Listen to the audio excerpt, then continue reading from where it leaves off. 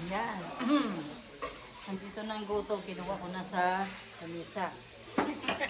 Nagtira talaga ako ng lagayan sa tiyan ko kasi kakain pa ako ng guto. Alam niyo ba guys kung anong guto? Ano nga to ate? Tuwalya? Tuwalya ng baka. Sa English, towel. Towel sa English. Ito guys, oh. Ito guys. Ito mga suki. Oh, dami oh. Oh, sarap. Hindi talaga ako humataw ng cake at ice cream. Para lang makakain ito kasi kanina doon to sa lamisa eh. Sikip eh.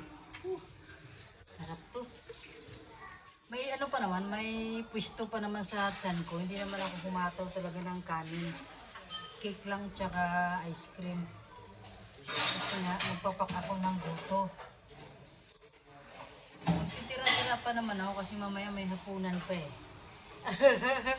Pero si Ate Pet. Ate Pet, busog ka na, no?